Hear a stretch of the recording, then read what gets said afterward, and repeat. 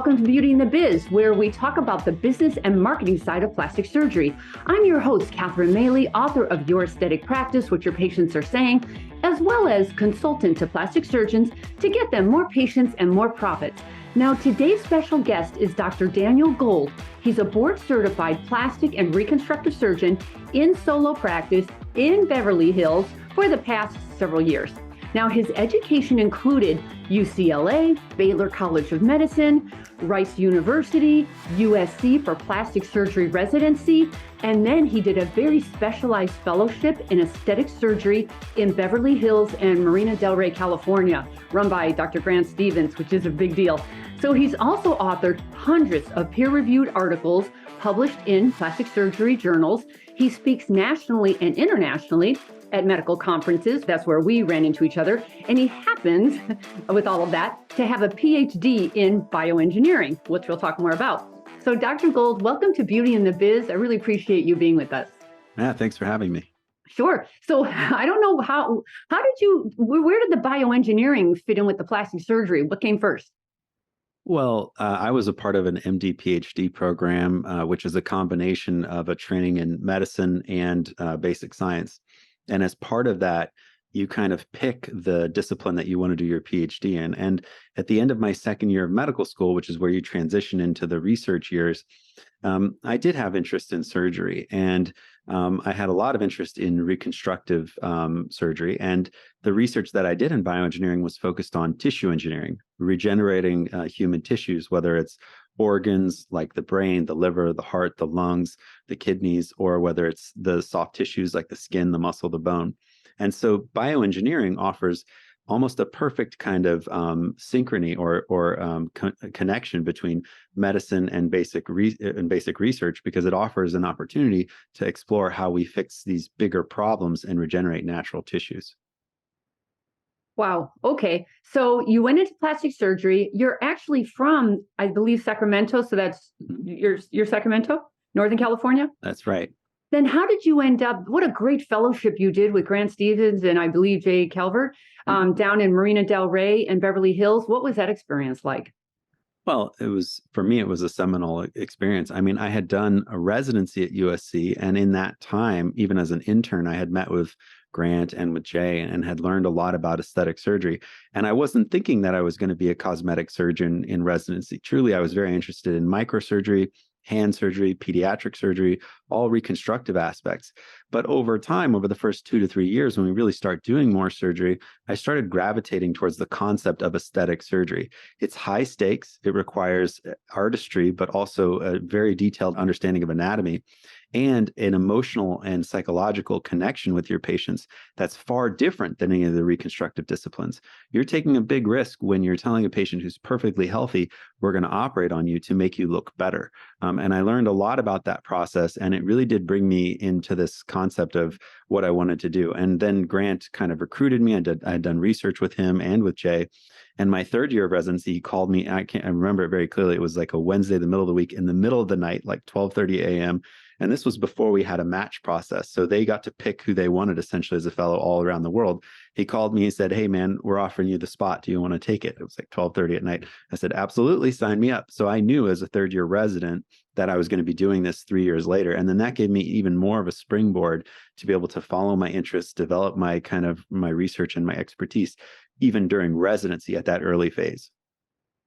And at that point, do you know what you're going to do when you leave the fellowship, when you're done with it? Or like, what do you do? Like, because if you found out your third year, then you're still there for the fourth year, then you do a fellowship for another year, right? So you're there fourth year, fifth year, sixth year, and then you do your fellowship. So it's 7 years total, right? So it's 4 or 5 years in advance where you know what you're going to be doing. But I didn't know that I was going to necessarily have a practice in Los Angeles following the fellowship.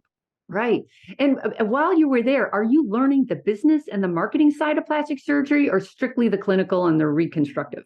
So for me, my father's a pediatrician, right? He's also Dr. Gould Senior, and he's had a practice in Sacramento for the last 30 years, the largest private practice pediatric group in Northern California. So I've been exposed to medicine and the practice of medicine all my life. And he had a large practice, 3 different locations, 80 employees, average length of employment, 25 years. So I've seen how to run a successful business, a successful practice all that time. But being in that point in my residency, I was also exposed to what was going on in Grant's office and in a few of my other mentors. Like Sheila had a very busy practice, Sheila Nazarian. I was spending time with her, seeing what she was doing. So I'd always been investigating, how to build the business behind the plastic surgery practice, but not necessarily thinking that I was going to be running my own at that time. I was more actually, honestly, looking at an academic job, and I had plans to do an academic position doing cosmetic surgery and other aspects of reconstructive, namely transgender surgery at that time.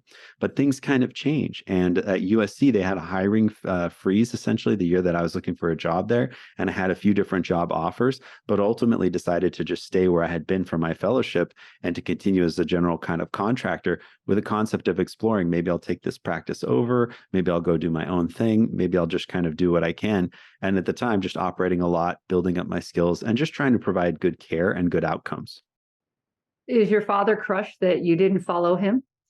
No, because this is going to sound totally crazy, but pediatrics and plastic surgery are very similar disciplines because in both of them, you're dealing with an anxious person and not always the patient right in front of you. In pediatrics, you're dealing with the same type of patient. It's the mother and the father that you're treating, not the baby, right? Because the baby, you give it a shot, it cries and then leaves. But you have to spend time talking with mom and dad about what's going to happen. Now, that's the same patient that I see in a mommy makeover. They're literally the same patients, right? Same kind of age, same kind of maturity, same kind of questions, same kind of desires, anxieties, all those things. So it's actually very similar to what my dad does on a daily basis. And there's a lot of psychiatry involved. There's a lot of understanding what's going on with your patients, personality disorders, stress, anxiety. That's what feeds into the best relationship. The truth is, good doctors are good doctors. Doesn't matter what the discipline is. And to be a great surgeon, you have to be a good doctor first. But did your dad want you to take over his practice?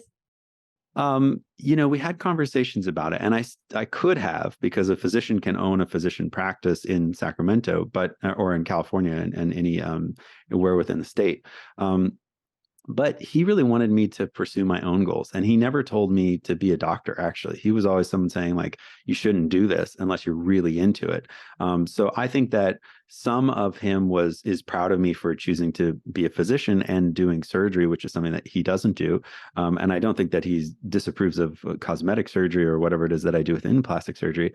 But he just wants me to be happy. And I have 3 other siblings, and they are all outside of medicine, and he's very proud of all of us. So. No, that's terrific. Now, one thing I've watched you do very well, and I don't know if you're doing it strategically or not, you're hanging around with the right people. You're still fairly new at this, and for you to get the education from Grant Stevens and Jay Calvert, and then for you to be in Sheila Lazarian's office, and I also think you've hung around with Dr. Gavani and Ben Talay. I mean, you are getting such an incredibly accelerated real world experience of how not just the business but the marketing of it, because everyone knows how important that is, especially if you're in Beverly Hills. You've got a lot of competition there. Were you at all afraid to set up shop in Beverly Hills, or were you completely comfortable after hanging with the big boys? I've always been very comfortable in my own skin. I know my limitations, I know what I'm good at, and I know what I'm not good at. I've had many mentors, including the ones that you mentioned, but also Guy Massry. And one of my closest mentors is Garth Fisher, who's a well-established, well-known, very famous plastic surgeon here.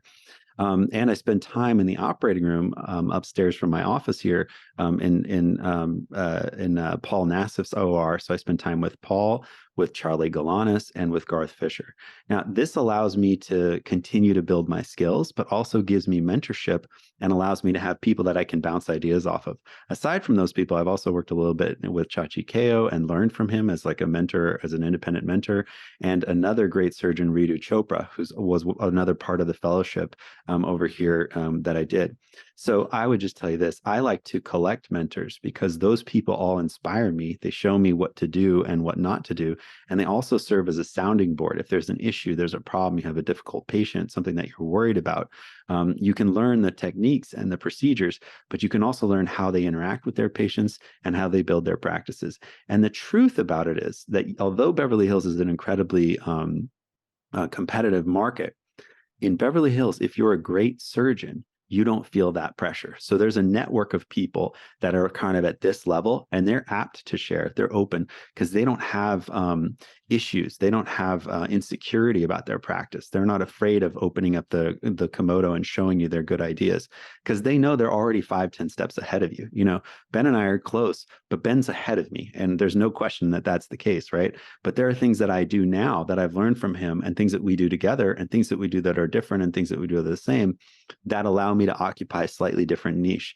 And, you know, over time, I'm going to be where Ben's at now, but I'm never going to catch him because he's, you know, 6 years ahead of me, 7 years ahead of me. But the goal is not just necessarily to catch, it's to kind of exchange ideas, learn from each other, and kind of grow as teammates. And that's the same thing that I see with him and Chopra. And the three of us actually talk a lot about our techniques. We go to meetings together, we present together.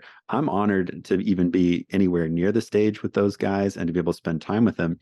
But I do have something to contribute, my own thoughts kind of within the specialty. And they see that. That's why they allow me to be there. They know that I'm hardworking. They see what I do. They see my results, and they know that I can produce. Good for you. I hope everyone's catching that. It's so important that you hang around with others who are where you want to be. They'll just give you such insight and shortcuts, and just opening up your mind to the possibilities. There's just nothing, it's invaluable hanging around with people who think big and think different, differently than you do. It's just like if you want to get money, you go rob a bank. That's where the money is. If you want great ideas, you spend time with people that produce great ideas, because then you'll be inspired to do the same.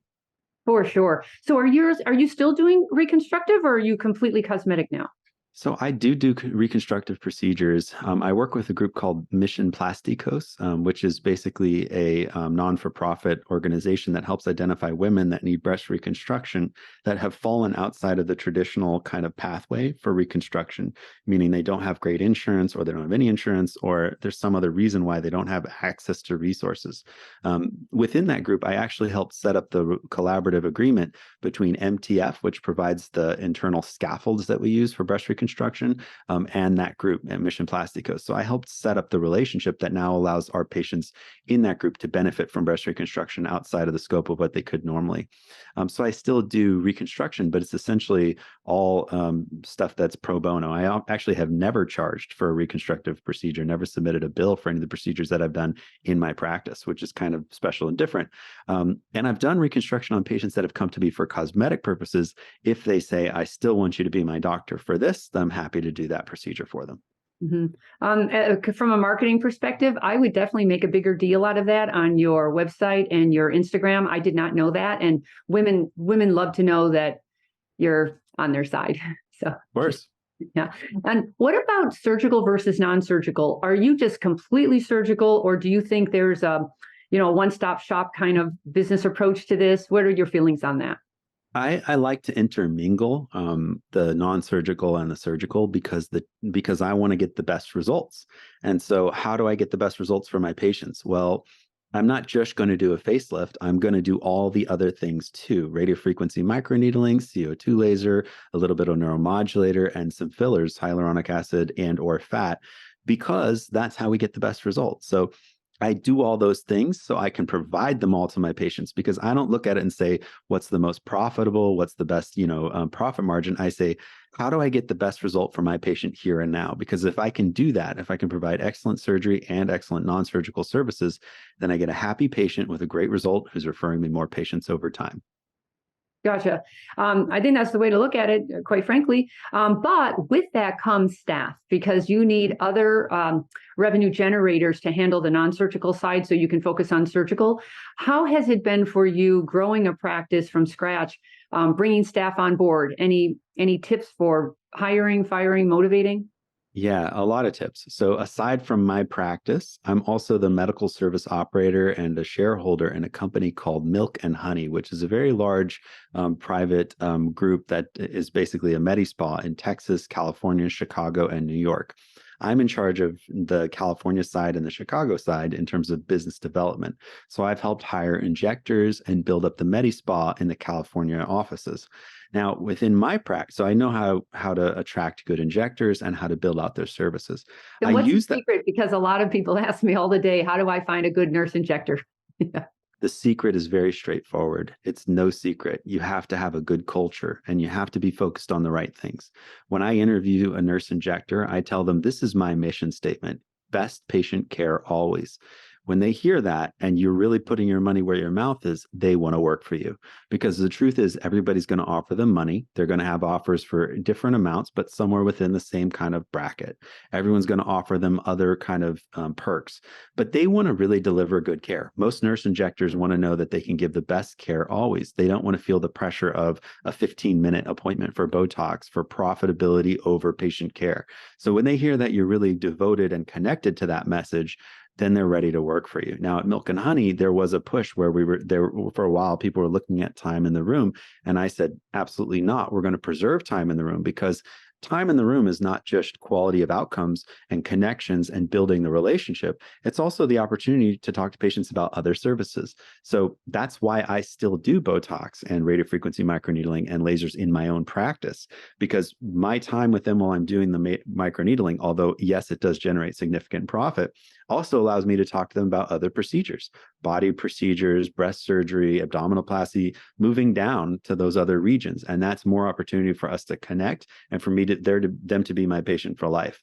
So there is a balance. Now, recruiting nurses that are injectors, recruiting PAs that are injectors in the practice, it's not that difficult. It's all about mission statement. Within my own practice, I have a nurse, and she's been helping me deliver care, pre and post-operative care. And over time now, I'm developing her skills, teaching her radiofrequency microneedling, teaching her injectables. And over time, what we're going to do is I'm going to bridge my patients so that they see her in the beginning, and then in the end, she's the one doing the injectables, the microneedling, and the lasers, because then they'll have consistency, trust, and expectations with a person that they know. And I like training my own person that's going to be in my office, because I can have total control over their knowledge base, over their applications, and how they approach the process of post-surgical treatments.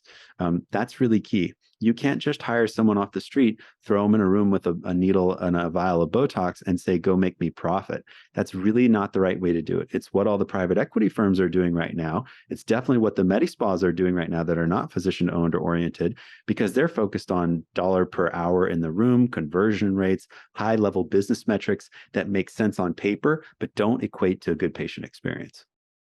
So is the Milk and Honey, is that a PE play or is that some other kind of structure? It's individually and privately owned by the two owners, which they're a married couple. And they basically are the two that are running everything. But over time, the goal was for us to grow in many different locations, maybe reach a point where we have as many as 30 locations in California, and then potentially be like the Amazon of aesthetic medi spa, an example to other injectors and other companies that are trying to achieve what we're doing.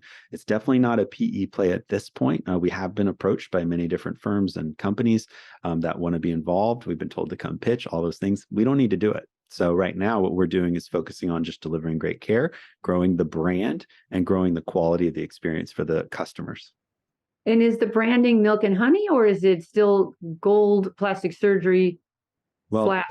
there's two brands here, right? There's my practice, which is Gould Plastic Surgery, and there's Milk and Honey, which is this other thing that I'm involved By in. the way, I love that name. It's really cute. I will remember that. Yeah.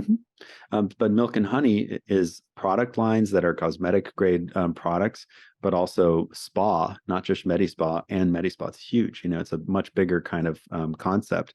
And we're talking like 20 locations at this point. So that's a different side project for me that I use to focus on, and that I also use in conjunction with my practice.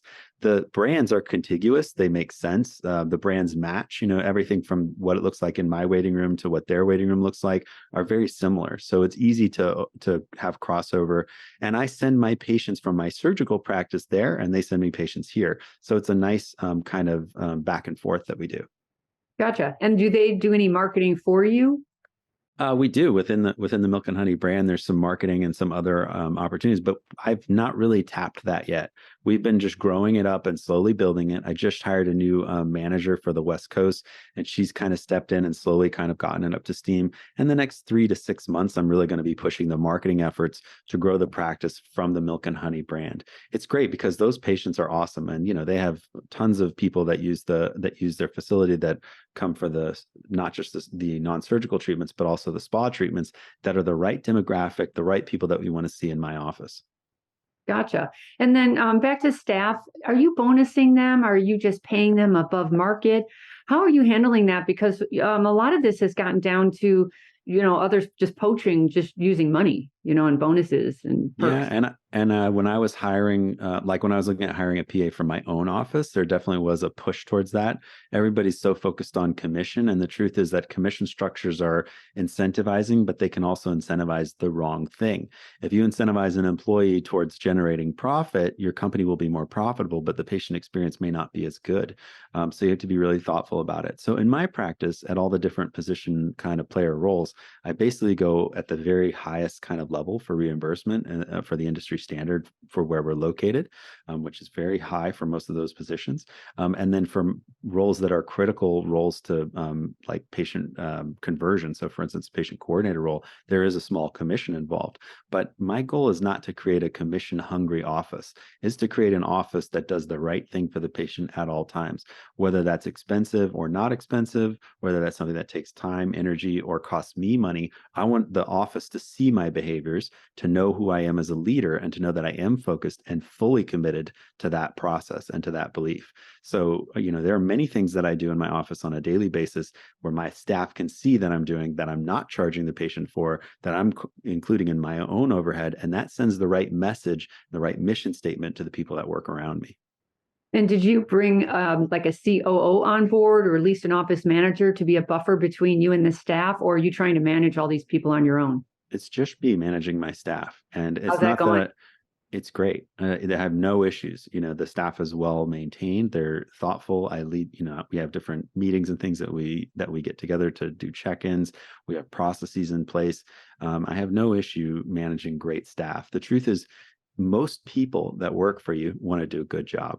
And as long as they're given the opportunity to do that, they're going to be successful at it. So if somebody's struggling or they're having difficulty and performing in their position, there's a reason. And it's probably because you're not enabling them to do what they want to do, or because there's some other crutch in place that's blocking them from really achieving their goals. And I've had to fire people just like anyone else, but I actually have never technically fired a person. I don't fire people in my office. Okay. What I usually do is I come to them and I say, what is it that you're passionate about? Because it's clearly not this. There's something that's going on that, that this isn't what you're supposed to be doing. And I have had, like, for instance, I had one person and she said, well, I always wanted to be a hairdresser and I was like going to go to school for it, but then I kind of screwed up and now I'm here. And so, okay, great. Let's find a hairdressing school. That I found 3 salons within 7 square blocks and said, you can go and kind of work in one of these places and they'll give you an apprenticeship. We'll get you enrolled in cosmetology school and we're going to free you up for the opportunity that you really deserve. Right? They just move on and they're able to pursue something that they're interested in that's really going to fulfill them and give them kind of the desire to, fulfill their desires to kind of change and grow and to get better and to do the things they want to do. That's what I'm going to do. If I hire you, there's a good reason. I don't hire like that, right? I spend a lot of time figuring out who the person is, what their motivations are, if they're consistent with kind of my approach. And then I don't have to fire people. I just, talk to them about what's motivating them and what's wrong and how do we kind of align those things. I will say I do a lot of hiring, and almost the first question I ask is not like, what are your career goals? But I say, where are you trying to get to? Where are you going with your career? Yeah. And that, when I say it very conversationally and openly, they always tell me. And if it's not aesthetic, like, I love working with people who love this industry and they're just trying to get into it because they just love it so much. But I mean, I've had people say to me, well, I've always wanted to be, she was like a salsa dancer or something. And you should hear that. She doesn't want to be in the office. She wants to be a salsa dancer, Then you tell them this is not the right position for you, right? Or you say, hey, I need somebody who's 100% passionate about being the very best patient coordinator that ever existed, right? Like you need to be devoted and connected to that. You need to get deeper meaning from it, and it needs to be consistent with your story. Like my current coordinator, her dad was a plastic surgeon. She became a nurse. She's been around the industry her whole life. She loves coordinating, lives it, eats it, breathes it, sleeps it. It's a part of who she is. It's ingrained into her culture. So when she talks to a patient about plastic surgery, you better believe it's coming from the heart, and that's the right fit. Somebody like that with that kind of background, it just makes sense when they come to me and tell me, I love being a patient coordinator, I love assisting patients through the journey, seeing them happy with their results, following up with them a year later, 2 years later. It's like, yeah, I believe that because I see it and I see the culture and I understand kind of where you're coming from, so it all makes sense. Well, in addition to that, you also on your website, on your nav bar, it says the coordinator, like meet the coordinator. And she gets a full on photo. She has a huge photo, a huge bio about, her father being in the industry and all of that. I mean, you are really putting some play behind her. So she must feel so appreciated and acknowledged for Yeah. being on the team. I've never seen somebody portray their coordinator as significantly as you have. Well, it's important because that's one of the people, one of the main contact people for the office, but one of the people that patients are going to remember over time. And I think that you really do need to build that person up. They're your right hand in the office. And if you build that relationship well, it can last for a long time. That's my intention. Yeah, well, you're doing a good job there. Hopefully, she stays put though, and she's trained. It Mhm. sounds like she is, but I spend so much of my time training coordinators because you have to be more than just a pretty face or people. I'm good with people. You really have to strategically understand the patient and their decision making process and all of that. So, regarding business, last question: what's the biggest challenge of running a practice in today's world, or that you have encountered? And I mean, there are so many challenges. The truth is that there are many more pitfalls than you initially think of when you're starting a practice. Um, Uniquely in California, there's a whole host of regulatory issues around cosmetic surgery, medicine in general, and hiring and firing. And each of them can be a potential severe limiter for success. So everything from understanding the importance of HR and hiring people, but also maintaining their hours, keeping track of what they're doing and what they're doing when they're off. Everything from that to understanding the immense regulatory that follows the types of procedures that we do, FDA compliant versus non, FDA cleared versus approved for different devices. And then understanding the myriad of other things that coexist with your growth of your practice. So, how to book, like what operating rooms to work in and why. The concept of in plastic surgery in Beverly Hills, there's many places to do surgery. Do you need to create your own operating room, or can you rent somebody else's? Are there strategic partnerships that you can create to build up your referral streams? Whether that's reaching out to other physicians or other plastic surgeons, even depending on the types of procedures that you offer and the marketing schemes that you use to attract patients. So I would just say there are so many pitfalls that you can experience in that first year of practice that can really be devastating if they're not worked out in advance. There are financial issues in starting a practice, and having an idea, a clear and concise idea of what it's going to cost is really critical. Having a financial planner, but also a consultant who can talk to you about, overhead, basically personnel, and then growth will really allow you to kind of target those things. And then a great CPA and a tax person, maybe even a tax attorney, that can help you look at what your strategies are to deal with taxes to make sure that you're compliant, that you're up to date, you're not falling behind, which is another kind of important thing to do. All those things are key. I think that a financial officer like a CFO or an outsourced CFO can be really helpful for cash flow if that's an issue. But the beauty of plastic surgery is that we do something that costs a lot of money, okay? And we charge up front. So a lot of us are collecting at a good rate. You're able to maintain your practice and float it. If you're doing reconstruction and you're getting paid 9 months after you did the procedure, it's going to be really hard to start. I would not recommend starting up a private practice in Beverly Hills. You need to be doing something where you can generate profit and you can operate on a budget where you're getting money in and money out in order to stay afloat in times when it's lean versus times when it's not. So I think that those are the main issues. So I would say number one is probably compliance and making sure that you're compliant and that you're up to date, and you have insurance, that you're safe, you're protecting yourself from all the bad things that can happen. And number two is hiring. And number three is financial planning. Mm. Yeah, regarding the marketing part though, because it is so competitive there and there are so many surgeons there, did you have any apprehension about going solo, or did you want to stay in a practice with others, or how did you jump? I jumped very quite easily. Okay. So I knew from the moment that I started that there was either going to be the exit strategy was one of two options in marina plastic surgery: either acquire the practice or move on, because he was at a point in his career where he was ready to sell.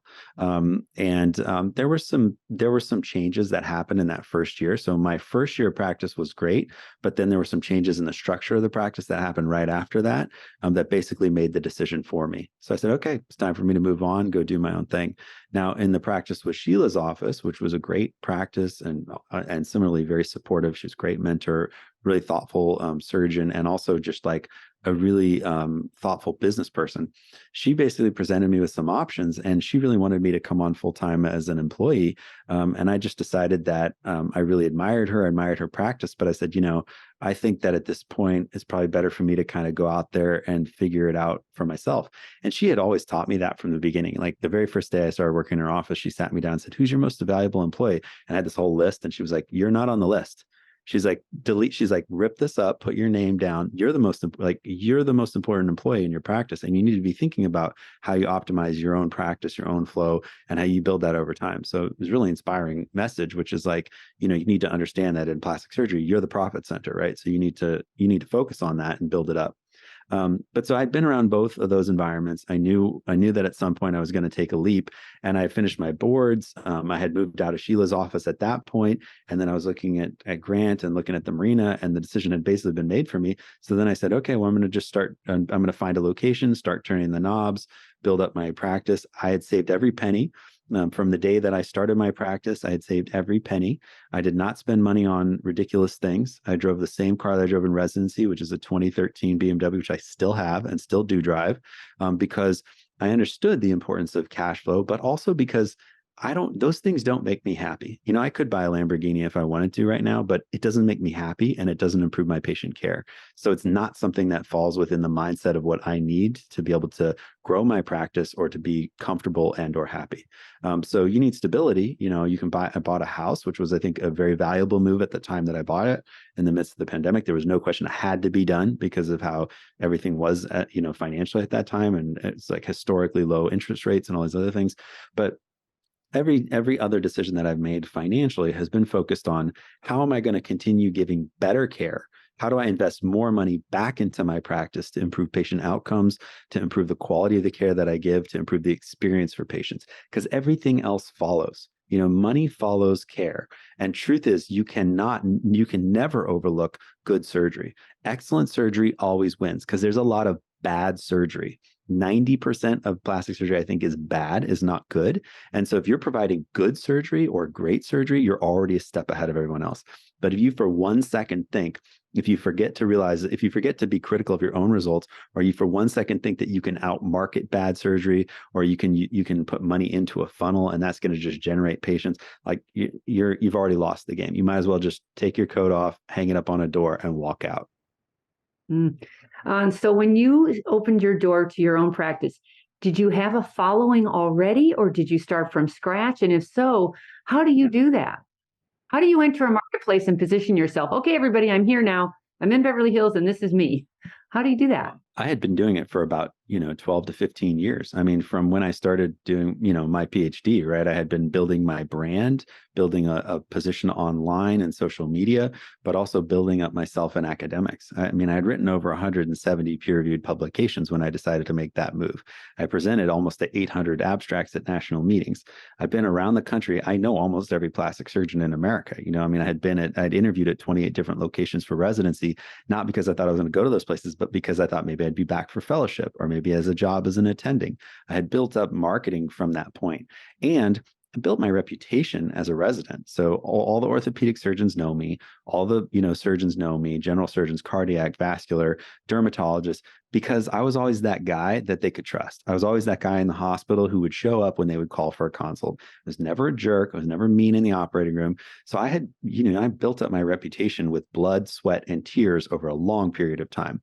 And you better believe that that made a difference. Even after my fellowship year, when I started my first year of practice, I did almost 209 cases in my board collection period, which is unheard of. That's a very large number of cases to do in that period of time in a practice where you're not necessarily being funneled all the patients, right? Where you're a person who's just getting started. And when another person came in after me that next year with a similar deal, they did less than half of those number of cases, because where are those people coming from? I looked at my numbers. I looked at my patients. They're referrals from my friends from residency. They're referrals from my family, my friends, people from where I grew up, all those things. Your ability to grow your practice, it's not just about marketing. At that time I only had 1,800 followers on Instagram. It's not about that. It's about you putting your boots on the ground. It's about relationships with other physicians, understanding what providers are sending you patients and why, taking great care of the few patients you have, because they are your number one source for additional patients. Taking great care of the people you have, great results and great care are the fastest way to build a successful practice. So you were living off of non-competing surgeons who were referring you their patients, and it wasn't recon. They were giving you cosmetic Patients. Yeah, you better believe it. My That's orthopedic, unusual. So good for you. everyone's sending me their wife, their sister, their friend, because I was the guy. Like in residency, I knew how to do a free flap. In third, I was doing very high level surgery at a low. They saw my skills, they knew how I thought, and I was always right there for them. So they're going to send me their loved one, and they're going to trust that I'm going to do the right thing, and that I'm not going to offer them something I don't know how to do. Right. So yeah, it was a lot of non-competing surgeons, but also other plastic surgeons and other people.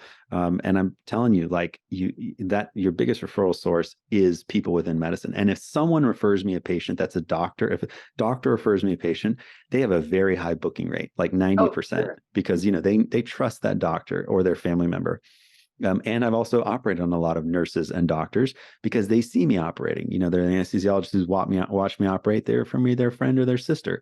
They're a nurse who's been in the operating room with me. They come to me for surgery, or they send me their best friend because they see how I operate, how I'm with people, and what my results look like. Branding. So there's a difference between like messaging, like your brand versus like your organization or your company. So let me give you an example. Hyatt or Hilton, or let's say Hilton, right? That's not really a brand. Okay. It's not a brand, because you could be in a Hilton and you're in your room, and you could be either at a Hyatt or an Embassy Suites or a Marriott, and it all feels the same, right? Starwood, whatever, any of those, they literally all feel the same. The only difference is price. When you go to log on and you look to see what it costs for one night in San Diego at the Hyatt versus the Hilton versus the Regency. But if you're in the room, it feels the same. Now, whereas if you look at Nike, that's a brand, right? Why is Nike a brand? Well, because Nike focuses on athletes, and they don't market you the shoes and say they're $18 instead of the $19 Reeboks.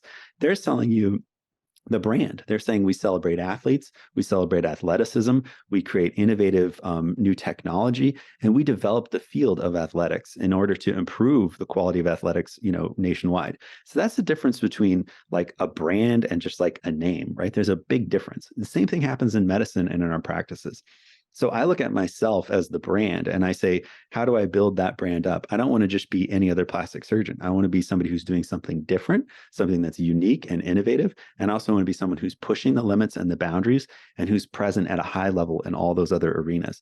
That's a huge kind of mind shift. And you have to really fully commit to it, because you can't just dabble when you're saying, I'm going to be innovative, I'm going to try something, I'm going to get out there and get up on stage. There are a couple things I noticed on your website that are different. One is that the painless tummy tuck, because anyone who's been around that knows that's a really tough recovery. It's probably the toughest one, but you're saying, nope, it's painful or painless. And then like the drainless, no drains. Is that how you're differentiating yourself? And are you getting any blowback from that from your competitors? Yeah, well, okay. So what I did was I said, okay, what are the biggest impediments to cosmetic surgery, to tummy tucks? What are the things that people are afraid of when you talk to them about doing abdominoplasty? And the first thing is always pain. And the second thing is the drains. This number one and number two complaints. So what I started doing years ago was saying, how do we optimize the perioperative pain control? What are the ways, the strategies that we reduce the amount of pain patients feel during surgery? And why do other surgeons not do these things? Or why do they fail, when they attempt to do it? And what's So the answer to that? Because how can you do that when others can't? the answer is really straightforward. It's basically a commitment to consistency and spending the money when you need to and time in the operating room, because it's just as important as the outcome, as the way it looks. Okay. So if you say to yourself, what are my values? And my values are patient surgical outcome, but also patient experience. So for me, my number one value is safety. Number two is the way that the quality of the result, the way they look. And number three is the experience. All those things are within my value system. So I look at those things and I put my money where my mouth is. So yeah, it's going to take me time to develop a strategy to be able to do the numbing medication perfectly. And it took me years to get that right. Okay. But then once you start getting it right, you start seeing patients that are like just taking one Tylenol, saying I'm not in pain, and you're like, holy cow, this really does work. Then you start doing it and you say, okay, now, okay, that it was good, then it was bad. Okay, so why was there inconsistency in these results? That patient was bigger. This one has a different metabolic rate with this type of medication. I didn't inject it in the right places here and there. Okay, I'm going to get more consistent at it, more at bats. I'm going to do a couple hundred of these. Okay, now it's really consistent. Okay, now I'm going to do a study. That's what I did. So I did a prospective study, 90 patients over 3 months. 95% of them pain scale 0 to 2 out of 10. How did they do that? Well, consistency. Now, I published that in an article in ASJ, peer reviewed. They looked at my data and they asked me to review my data because, like you said, there's some blowback. They're like, we don't believe you. They wanted to look at the charts. They wanted to see the patient information, all that stuff. They did all of that. And they said, wow, this is really compelling stuff. Not just charting that I did, because I also had the nurses recording in the aftercare facility what's the pain scale on that. And I wasn't looking at, so this data was data that's there that, we look back at retrospectively to confirm our prospective kind of capture. So after doing all that, I said, okay, we're able to combine the best possible approaches. So tricks that we know in plastic surgery, like injecting before you cut. Everybody knows that if the brain doesn't sense pain while you're asleep, that reduces pain that it feels afterwards. And yet every plastic surgeon is in a hurry. Okay, so what do? They come in, inject, and cut immediately. They don't give time for the medication to set in, or they don't inject, they just cut. And they say, oh, patient's asleep. But then the patient moves or reacts. The anesthesiologist has to give more opiates to control the patient's heart rate, to keep it down, to reduce the blood pressure. Now the patient's getting more opiates. Now when they wake up, they're more groggy, they're more nauseous. They have all those other complications, right? So if I can inject before the knife touches and perfectly numb the body before I do anything, then the anesthesiologist doesn't have to give as many opiates, doesn't have to give as many of those medications that are going to create other issues later on. And then if I inject after everything's done, everything's exposed, I'm looking right where the nerves are. I do a selective nerve block with that long-acting medicine, the Exparel. I can get that same pain control up to 7 days after surgery. Now, this is a revolutionary approach. So when I call it what I called it in that paper, painless, drainless tummy tuck, I was honestly shocked that they allowed me to publish that, because no surgical procedure is painless. Everybody understands that pain accompanies any procedure where you have to cut an incision into the body, where you have to basically get a result. But the whole concept was honestly kind of jokingly saying it's less pain, like the pain is less. It was kind of like a joke, like a play on words initially. But then they adopted it, and the editors and people said, well, the goal is to achieve that. You don't always get it. Sometimes you're getting zeros out of 10. So you could say what you want. And when I talk to patients, I say, no surgery is painless. I'm quoting this article that I wrote. The whole goal is to make it as less pain as possible. So at least you'll know, if we do the procedure and you are in pain, that we did everything possible, everything that's technically possible, that is up to date and scientifically proven, to give you the best possible experience. That does differentiate me in the market. I had a patient today in my office who told me that she saw another surgeon, and he said, I don't use Exparel because I want you to feel pain, because I don't want you to pull your stitches out. I don't want you to mess anything up. I want you to lay down and not move for 3 months.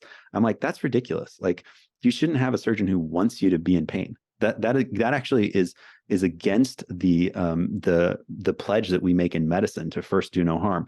Our goal as physicians is to reduce pain. We want to treat it, prevent it, and reduce it. So if somebody's telling you that they want you to feel pain, I would run. That's not the surgeon that you want to be with. That's somebody who is clearly a little detached from the process of surgery and does not have empathy for your experience if they're not trying to reduce your pain.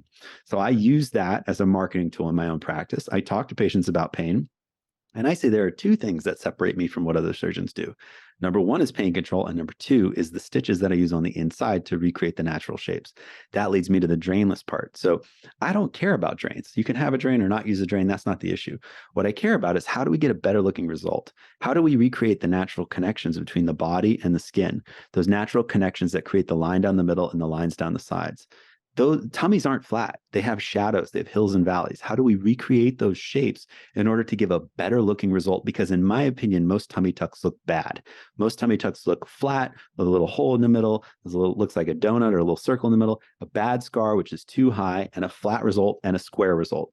I don't want that. I want to create natural shapes. I want to see the hills and valleys. I want to see the shadows that hint to natural anatomy. And it just makes sense to do that because just like in the deep plane facelift, where I reattach the fascial structures to where they belong, I do that in the abdomen. I reconnect the skin to what's deeper because there were connections there before. Why wouldn't you recreate them? In doing so, it gets rid of the space where fluid could accumulate. So you don't have to use a drain. You don't need to do it because there's no place where that fluid can accumulate. And in the studies that I've done, one in 2013 with 417 patients, one in 2015 with 619 patients, and then additional studies that I've published, basically what we found is that there's actually less of a rate of seroma if you do this drainless approach than if you do a traditional approach and put in a drain. Why is that? Because we get rid of the space where fluid could accumulate. The rate with a drainless tuck is around 2% in the published literature, not just in my studies, but in all the studies that have been written. The rate in a traditional tuck is 9%. 9%. That's five-fold more. That means you have to treat 9 patients with a drain to prevent seroma in one patient in a traditional tuck. But if you're doing my tuck, I would have to put drains in 49 patients to prevent a seroma in one. So it doesn't make sense to put a drain in if you're doing progressive tension sutures, if you're doing the things that I'm doing in this tuck. That's why when my competitors say, well, you should just put a drain in anyways, like we just don't want fluid. Oh, I do. They say, I do the same thing, but then I still put a drain. I'm like, clearly you're not doing the same thing. And if you are, that's stupid because you're now subjecting 49 patients to a drain that don't need it. And the number needed to treat is very high to prevent that complication. This is biostatistics. This is something I learned back in my PhD, right? What is the number needed to treat to get a desired effect? Whereas if you're doing traditional tuck, it makes sense to put drains in 9 people to prevent it in one because that's not a lot of number needed to treat to prevent the seroma. But yeah, I've gotten feedback even from people like my old mentors saying, talking trash about the procedure, or even on their own kind of social media or their own sites. But it's funny because if you listen, they're actually saying throughout the concept or throughout the discussion, well, yeah, pain control. Yeah, it is good to do the things. But then they'll say something like, but he basically just uses Exparel at the end. It's like, well, then you weren't listening. Because no, it's all the other things I did before surgery that made the biggest difference. There's other medications I use that are oral medicines and injectable medicines and topical medicines that I use. And if you could understand those, then you'll understand how what I do is actually light years different from what they're doing. But they don't even care to know. They just assume that I'm using it as a marketing ploy. They're not looking into the science, or they haven't been to the meetings, or they haven't read an article in 20 years, which is fine. I mean, like if they're producing good results and they're doing an okay thing in their own practice, that's fine. But I don't call up innovative people, I don't call out people that are doing innovative things and say, I don't think that's scientifically valid. I just look at what they're doing, do a little more research and make my own decisions about what I want to do in my practice. And patients are smart. They're going to do the same. Patients are not dumb. They're the most well-educated they've ever been these days. They go on a deep dive. They come into my office. They say, I've read every one of your articles. I've watched all of your YouTube videos. I know everything about this procedure, and this is what I want. And that's who I want in my practice. So the more that I'm messaging into the audience, into the crowd about a different technique that's superior, that has scientific benefits, and these are the risks, but these are the benefits, the better my patients are, the more they want the surgery, the more they're pre-selected to come to me. So if they don't want that, I'm never sitting in my office trying to sell them on my technique. They've already come to me because they found it and they want it. I don't have to separate myself from all the other, tummy tuck surgeons in Beverly Hills because the patients have already done that. They've already said, this guy is innovative. He's got a PhD. He's a thinker. He's doing different things. That's who I want. And it's great because then my brand can go like this. And, if people are criticizing what I'm doing or other practice, it's fine. They just haven't separated themselves from their group, and they can't because they haven't figured out a new way to do it. They're by definition doing the same thing everyone else is doing. And that's fine because they want to be mediocre, but I want to be different. But if you're getting different results and you're showing them, that's what the layperson needs. A lot of people aren't going to read the medical articles, but if there's some way you can communicate this to patients where they get it, and the best way to do that is with photos. So if you're showing peaks and valleys or grooves and curves, and the others are showing the square, I mean, that just says it all right there. And so the patients make the decision for you, just like exactly what you're saying. But so those are the things that I do that are different, the pain control and then the drainless approach. Now, the other thing that's really important about the drainless approach, it's not about taking out the drains, it's about the stitches inside. The other thing those stitches inside do that's really important you basically pull the skin down, put a stitch, pull it down, put a stitch, pull it. So you put tension across the skin as you're bringing it down to do your closure. And then in the bottom, once you've taken all the tension off and you remove the skin that's between these two layers, and you go to close them, there's nothing pulling them apart because all the tension's been taken off. You just close it, like the little incision gets closed, right?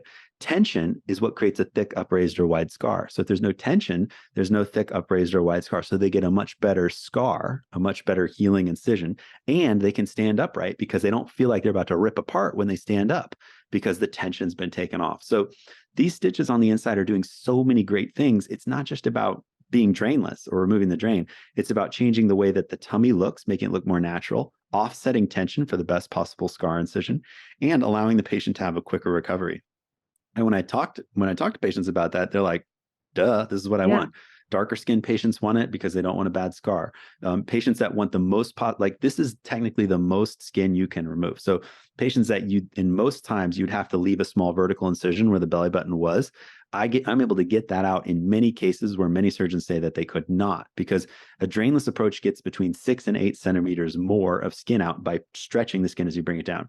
It also is technically the way to remove the most amount of skin that you can remove with this procedure. So like if I have a patient that comes back and they're like, do you think we could have taken more? It's like, no, absolutely not. And I can show them videos and pictures on table where we bring it all out. We first show them where it would be if we just did traditional, and then we show them how much further we get when we get those techniques. And that's really a compelling story too, to show them, wow, by putting tension across the skin, you're stretching it. You're actually dynamically changing the skin, and that's what's giving you a much better result.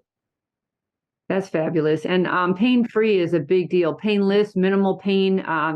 People remember pain forever. So yeah. And you know what else they remember? They remember when they had none. So like I had a patient in my office today who's day 10, and she has a dinner party scheduled at her house this weekend. And her friend came in today for a consult. And she said, my friend, who you just did a tummy tuck on, is hosting 25 people at her house next weekend. How is that possible? Is she going to be able to walk? And I was like, well, she drove herself to the visit today. She looked pretty comfortable. I think she's going to be great. So that kind of endorsement, she's going to have this party. Everyone's going to be there. Wow, your body looks great. I'm only 2 weeks out. People literally do not believe it. Like people will not believe her. She has to show them the incision, and they actually think it wasn't a tummy. They're like, no, that's not what you had done, because there's no way you'd be standing, walking, doing those things. So it's like wildfire. If you do it right and they're very comfortable, they tell all their friends. Everybody sees it and they know. The husbands love it because they're like, I was so worried my wife was going to be crying, all the stuff, and they're telling everybody. It creates a rapid conversion effect. It's like it spreads like wildfire because people don't believe them when they tell them what happened.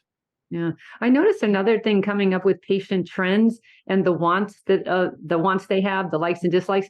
Another one seems to be this anesthesia.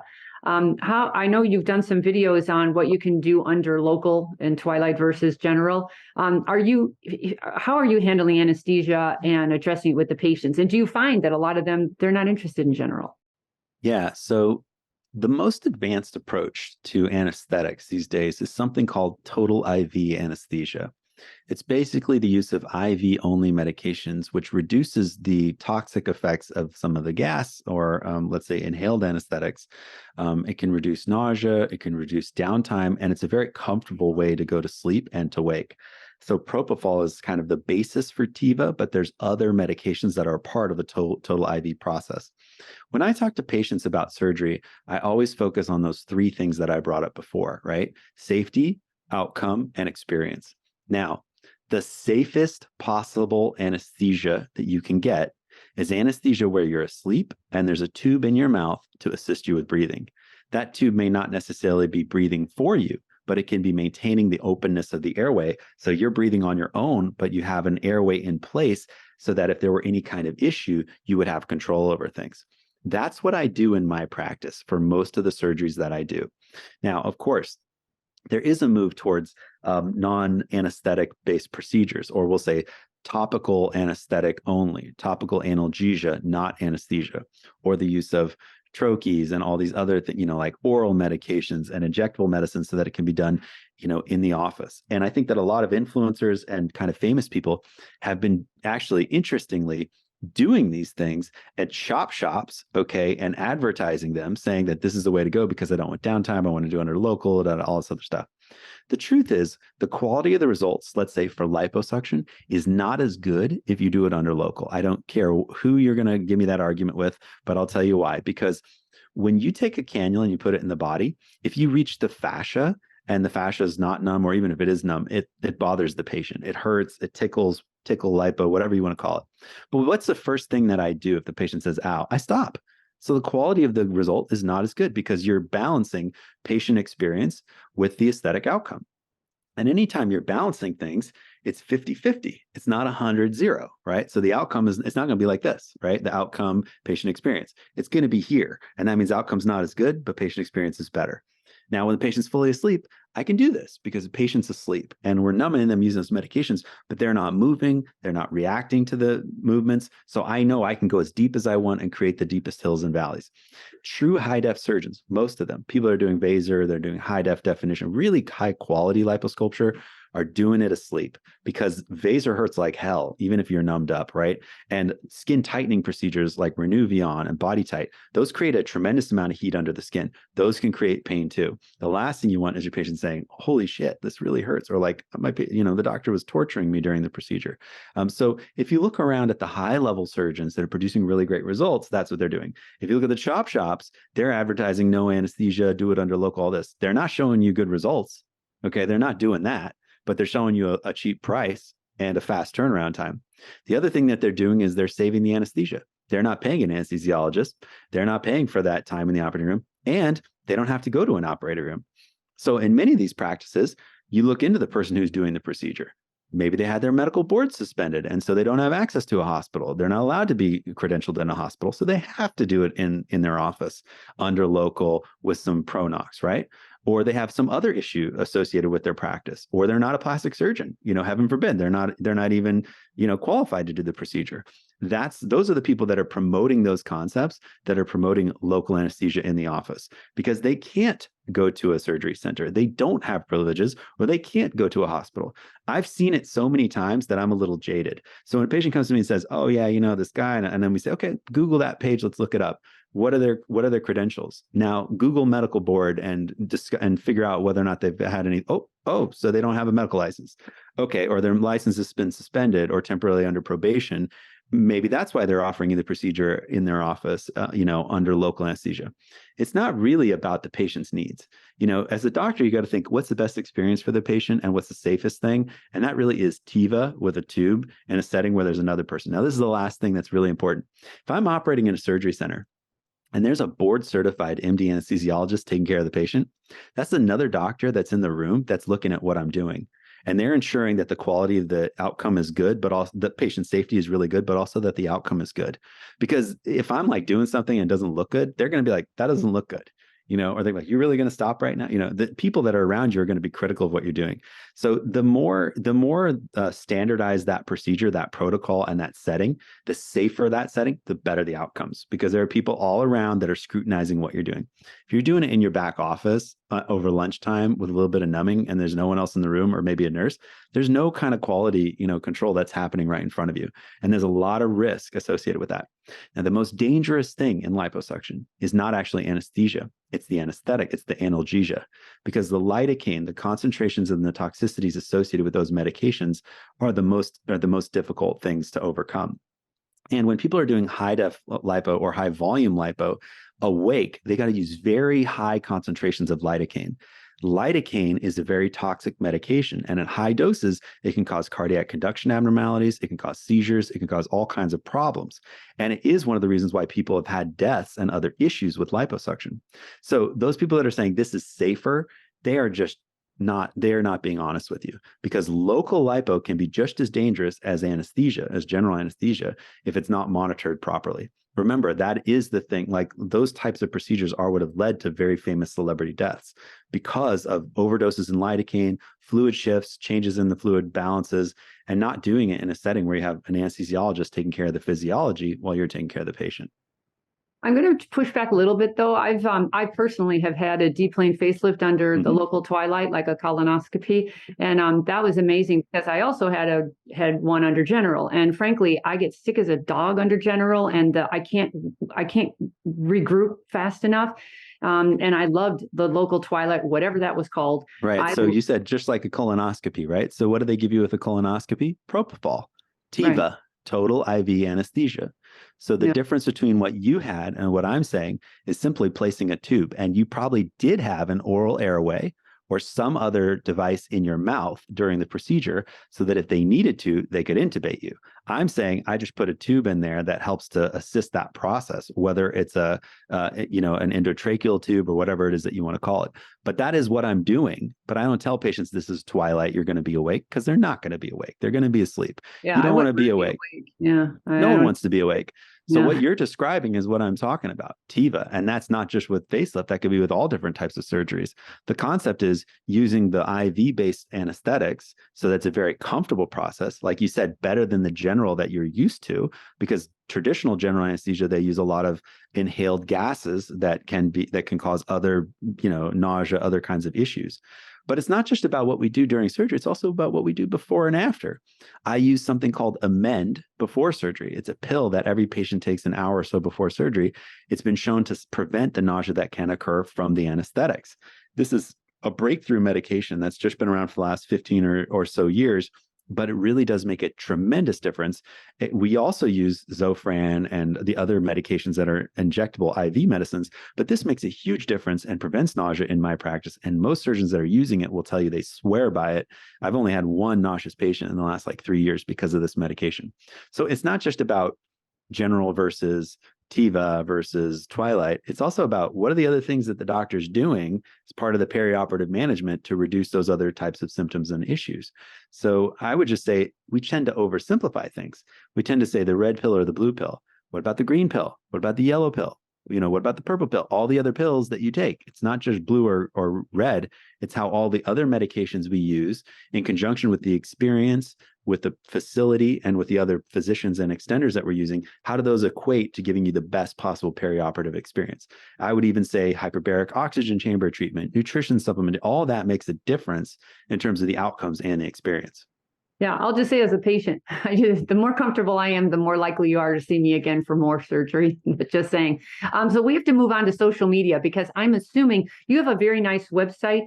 Google's been messing around with everyone's search rankings. So where are you at with marketing channels? What are you using to attract new patients to you? What efforts are you going through? I'm really an organic guy. So I don't really spend money on marketing in social media. I have an Instagram page with about 13,000 followers, and I'm on TikTok with around 92,000 followers. In both of those platforms, I utilize the platform to spread education. I don't run over an implant with my car. I don't dance. I talk about procedures with clarity and with transparency, and talk to patients about what the experience is like and why. And I try to dispel rumors and talk very openly about plastic surgery and results. I talk about procedures that work and ones that don't. That's what I do. And with that organic approach, I'm able to generate plenty of new patients that come to the practice. Now, with my website, I do use Google appropriately, but I don't target SEO terms that I think everyone targets. I target slightly different terms that help to improve the kind of show. I used to be one of the few guys doing deep plane, but now even people who do traditional facelifts say they're doing a deep plane facelift and market that, or they market that term so that they can capture the share. The truth is, Google is the worst place to put your ad spend if you're trying to market your practice, because SEO is highly questionable. Like you said, the algorithms are all over the place. The best place you're going to get identification and the best way to increase your ranking on Google is to have authentic, organic content that accurately reflects your practice and what you do, because that's how you build that kind of lily pad within the internet and within the world. But I've been doing that, actively building it for the last 15 years. And in my practice, I've been heavily focused on building up reviews, because reviews are where patients can see the quality of other patients' experiences. And when I talk to patients about reviews and ask them to reviews, I do reviews on multiple platforms. So patients have reviewed me on everything from, Vitals to WebMD to Yelp to Google to RealSelf, all those places. And each of them has its own SEO that they're paying for. They're spending millions of dollars to increase their SEO on Google. So I just piggyback off of what they're doing. I just say, great, thanks for promoting yourselves. Put my reviews on that platform. Now I'm visible, right? Because I don't have to pay Google to find me. I just have these other sites where organic reviews are done. I'm not paying for, and you're able to find me in those locations. And that's So enough. That's not enough to do in your area in Beverly Hills? yeah, Wow. yeah. Because what's the most important thing? What's the thing that separates me from other surgeons? What's the most important thing to building your practice? Patients being able to find you online. Great surgery and great care. Patients being able to find you online is important. But guess what? 70% of my patients right now are referral. And if they click the box and say, I found you online, they didn't find me online. They were referred to me by a friend, and then they Googled my name, and then they found it, right? So you're right. They were able to find me by Googling my name. They were able to No, find I'm me. the biggest proponent of word of mouth. I'm just saying you guys don't want you don't want to hear that. You want to hear how do you find more online. So I'm just saying a good marketer can absolutely usurp a really skilled surgeon for the short run. But then long run it fails because you sure. you get 1,000 people in your office and your results are mediocre and 30 patients are really unhappy. Now you've just lost thousands of patients to come, right? Each patient is an opportunity to grow your practice by 100 patients or to lose 1,000. Okay. Because if you're not delivering great care, great results, great outcomes, you're going to lose. You're going to lose. You're going to lose big. Okay. Because you can't hide. You can't hide. Only for so long can you hide crappy reviews. Well, you know why else you need social media is just to have a larger reach, because I'm assuming you're going out of town or out of the area, Yeah. and you can only do that nowadays with social media. So is that one of your marketing strategies? Oh, yeah.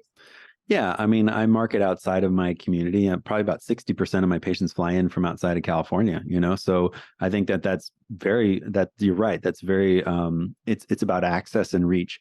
But actually the most important and most critical component of social media, the thing that it does is it actually gives your patients a little insight into you as a person. And that actually improves your ability to connect, and it improves your conversion rate. Because let's face it, if this is the marketing funnel, I don't want patients up here. I want patients right here, because the most expensive leads are up here. Awareness, right? Identifying your practice and who you are. These are very expensive leads. You pay a lot of money to be able to say, hey, I'm Dr. Gould and there's all these other surgeons, but this is me and this is what I do, right? And then only one out of 1,000 of them is going to make it down the funnel. And then the ones that are here, they're ready to make their decision. They're very inexpensive leads. Okay, they are ready to book, and you don't have to spend a lot of money to find them if they've already found you. So I don't focus on a traditional funnel. I don't create a traditional approach. I don't market up here. I market down here. My marketing is focused. Patients have already seen a surgical result of mine, and then they book with me. So my patients that are with me, I focus on those relationships. They say, oh, I've got a friend coming away. Oh, really? What's their name? Okay, this is their book. Okay, great. I'll reach out to them and talk to them, and I'll build up. And then I go back to the person who referred them to me. Thank you so much for sending your friend for a facelift. I'd like to send you to Milk and Honey for a massage and a facial on us at Dr. Gould Plastic Surgery. And this is just a great way for me to say thank you for sending another exceptional friend. You are a wonderful person, and all your friends are going to be wonderful too. And I thank you for helping me build my practice. Right. How much time do you think you're spending on social media per week? At least 4 hours a day. Yeah. So probably 21 hours a week. And that's a lot. That's the part that's messing with my head, because as a marketing consultant, I used to say, come on, you surgeons can't afford 4 hours a day or, that kind of time. But then again, you're almost forced to, because if Google's not going to rank you online, and they're not going to give you the reach you want, you are kind of stuck with that. But have you thought about like outsourcing it or using agencies or? Yeah, I'm terrified of that. Yeah. I have a person who films for me and does editing, but I create all the content and all the ideas are mine. Right. And I'm terrified of what would happen if I turn over the brand on social media to someone else. I agree. Because you have to be very cognizant. And most of the great surgeons are producing their own content, at least are very tightly in control of it. Like Mike Nyack still does all of his own stuff. He does all his own videos, all his own stuff. Ben has a whole army, a whole squadron behind what he's doing, but he's very tightly controlling the messaging, the befores and afters, the way that those go out. He's meeting them every week and they are strategizing. Yeah. Oh, every day. I Yeah, mean, he's every not day. advocating that. Yeah, no. So, but what you said about surgeons not having enough time to do that. Well, I'll just tell you this: like tomorrow, my day starts at 7 and it ends at 8:30 p.m. in terms of my booked time on the books with patients. But then guess what I'm going to do after? I mean, I'm going to go to the gym at 4:30 in the morning, and then after 7 or whatever at night, I'm going to head home, and then I'm going to sit on my computer and do about 2.5 to 3 hours of work looking at the social media, looking at the different things that have come through there, catching up on emails, connecting, doing those other things. I can outsource some of the other marketing. I can outsource some of the direct consumer marketing, some of the marketing within the practice, all those other things that build the other more traditional kind of pathways without sacrificing what's happening in that social media kind of realm. But for your social media to be good, you have to interact with it every day. And if you don't, it's not gonna fly. It's not gonna go on the algorithms. It's not gonna be bumped up on the For You page. Even worse so in plastic surgery, because plastic surgery gets shadow banned because we put before and afters. So I just created 2 new pages on Instagram, Faces by Dr. Gould and Bodies by Dr. Gould, to be able to show people those outcomes and to do it on a private page so it doesn't get banned. Because on my page, it's really interesting. I was doing stuff and I can see how the waves of kind of what I can do go up and down. And then I look at like, I'll do like a reel and it'll get like tons of views, but it's still not on the For You page. But if I put my account from a professional account back to a private account or to a personal account, then all of a sudden their views go way up. So I know that the algorithms are looking at what we're doing. They're not dumb. They know what we're trying to promote. On TikTok, I've had several times where I have a video that's going viral, it's catching fire, and then just wham, it just they just slam it down because the algorithm sees that it's plastic surgery and they are trying to quote unquote create body positivity, and they want to do that in their space. It's just shocking to me because you see all the other content that's on Instagram, on TikTok, that's not surgical. That would be user generated, basically pornography or For You type stuff that is designed to move people from the TikTok platform to fans only or those other pages, and the algorithms are totally okay with that. And the reason why? Because of money, right? Because the group that's behind OnlyFans, they are a multi-billion-dollar conglomerate. They're spending money. They're paying TikTok to be able to promote those ideas. And the influencers that are with agency, they're spending 100 to 200K a year to promote themselves and their brand. So Instagram will let them do whatever they want. So if you're a doctor and you're worried about getting shadow banned, there's a really simple solution. Pay Instagram $150,000 a year. I have several people who've done this. They will give you your own Instagram insider, a person within Instagram who can help to direct your clientele, your traffic, all that stuff. And all of a sudden, all your videos will start to get 100,000 views to 200,000 views. It's very simple. You got to pay to play. And you Zuckerberg. get the phone number. When your site goes down, you get the red phone number, the red phone, Yep. and you can call and it goes right back up. Otherwise, you're dead. Right, because Zuckerberg needs money. They're badly struggling. Meta is struggling since they developed the platform. They've lost a lot of money and time in marketing several platforms that have not worked. What they've come out with Threads is like mediocre at best, and they have to generate a ton of money to be able to get the money that they need to push, which they were trying to push the new space for Meta, kind of in basically the virtual reality platform that they were trying to develop, and that's failed miserably. And all the other places have failed. Like the OpenSea has failed. All these NFTs where they were trying to sell property online have failed. So they had a ton of money they invested. So now they're trying to recoup some of those losses or pay for some of those things by pushing people into a corner so that they have to pay for marketing on Instagram. And once you understand that, you realize that the most valuable platform is not Instagram and it's not TikTok. It's actually YouTube, because the YouTube videos can be promoted on many different platforms. YouTube is Google. Google gets paid every time you leave the site. So YouTube will incentivize people to click off of your video to your website, and they're perfectly okay with that because, pay per click is what Google's all about. So I think that in a modern world, you have to look at all the different social media sites, assess them, assume how they're going to work in your practice, and then be present in at least 2 of them. And there are places that are real estate that's expensive and places that's real estate that's cheap, right? So expensive real estate is Instagram. It's like Beverly Hills. You got to pay to play, very expensive, but very effective. Inexpensive, Snapchat, LinkedIn, all these Lemonade, all these other types of sites where there's nobody on there, but you could be the only plastic surgeon that's on there, or there's like tons of real estate that you can buy. It's not very effective, but you can all of a sudden be the biggest voice in that space. like, chat rooms and things like that. So I've actually experimented with all the different, areas, and I'm in all these different areas because I like to see, okay, is there a deal to be had over here, in a chat room style, website, or on Twitter or one of these other places, and then also have a little bit of a platform on Instagram and big following on TikTok, because that's a viral location. And now I'm in the process where I'm building up the YouTube. So YouTube for me started a couple of years ago. They came to me and they gave me verification as one of the very first plastic surgeons is verified on YouTube. And I haven't really fully expanded that platform, but they did that because of my work with the editorial board with ASJ. They saw what I was doing. They saw the research that I was doing. They said, this guy is like a voice for knowledge in plastic surgery. And I connected them with ASJ. We created a whole account there to build up how we get content out there. And because of that, I got kind of the check mark in YouTube at a very early stage for plastic surgery. Now, my goal over the next 3 years is to build that up and to really make the YouTube channel something that I'm proud of, that really provides not just marketing, but knowledge. We're really adding knowledge to patients about the experience of surgery, transparency to see what it's going to be like, and a real understanding of what it'll be for them when they go through the procedure. Very nice. We're going to wrap it up now because I'm pretty sure we're past an hour. Last question. Tell us something we don't know about you. Wow.